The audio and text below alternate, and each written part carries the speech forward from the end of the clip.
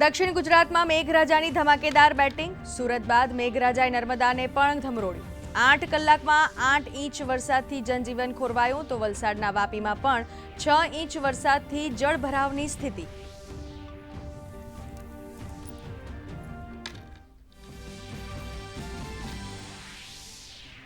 દક્ષિણ ગુજરાત બાદ મધ્ય ગુજરાતમાં પણ મેઘરાજાની સવારી. આગમન. છોટેઉદેપુરમાં જેતપુર પાવીમાં 4 કલાકમાં 5.5 ઇંચ વરસાદથી નીચાણવાળી સોસાયટીમાં પાણી ભરાયા તો દાહોદના વસ્તી ગામમાં તારાજીના દ્રશ્યો સામે આવ્યા. ઝાલોદ જતા ટ્રાફિકને પણ થઈ અસર.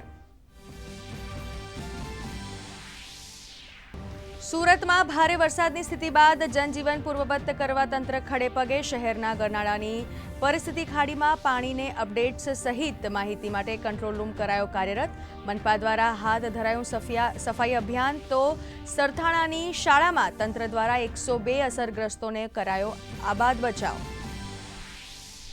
તાપી જિલ્લામાં અવિરત વરસાદ વરસવાને કારણે ઉકાઈ ડેમમાં નવા નીરની આવક. ડેમની હાલની સપાટી 315.49 ફૂટ પર પહોંચી તો સોનગઢનો ચિમેર ધોધ સક્રિય થતા સર્જાયા આહલાદક દ્રશ્યો. સહેલાણીઓમાં છવાઈ આનંદની લહેર. વડોદરા, ભરૂચ અને દાહોદમાં આજે રેડ એલર્ટ.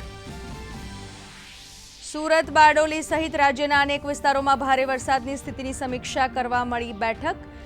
મુખ્યમંત્રી ભૂપેન્દ્ર પટેલની અધ્યક્ષતામાં મળેલી કેબિનેટની બેઠકમાં વરસાદ, રથયાત્રા સાથે શાળા પ્રવેશોત્સવના મુદ્દે થઈ ચર્ચા વિચારણા.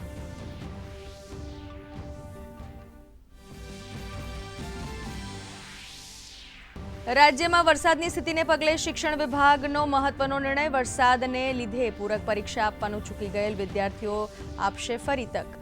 શિક્ષણ રાજ્યમંત્રી પ્રફુલ પાનછેરિયાએ કહ્યું, બાકી રહી ગયેલ વિદ્યાર્થીઓમાં નવી વ્યવસ્થા ઊભી કરાશે.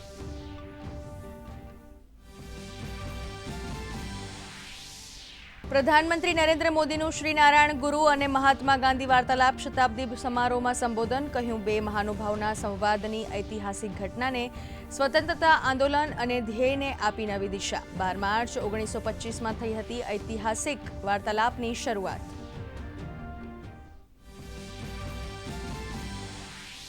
ઈરાન સાથેના સંઘર્ષના 12મા દિવસે ઇઝરાયેલના પ્રધાનમંત્રી બેન્જામિન નેતન્યાહુએ શસ્ત્ર વિરામની કરી જાહેરાત. અમેરિકન રાષ્ટ્રપતિ દ્વારા સીઝફાયરની જાહેરાતને આપ્યું સમર્થન. કહ્યું, સરહદે ઉલ્લંઘન પ્રક્રિયા સામે આપીશું જડબાતોડ જવાબ. બંને પક્ષે 24 કલાક સુધી શાંતિ સ્થપાય તો યુદ્ધ સમાપ્ત થવાની કરાશે સત્તાવાર જાહેરાત. પ્રારંભિક તેજી બાદ ઉપલા સ્તરેથી સરકીને ભારતીય શેરબજાર સામાન્ય વધારા સાથે બંધ. સેન્સેક્સ 158 આંક વધ્યો. નિફ્ટી 25,000ની સપાટીને પાર પહોંચ્યો. ડિફેન્સ, પીએસઈ શેરોમાં દબાણ. મેટલ બેન્કિંગ શેરોમાં લેવાલી. ડોલર સામે રૂપિયો 77 પૈસા મજબૂત. સોના ચાંદીમાં પીછેહટ.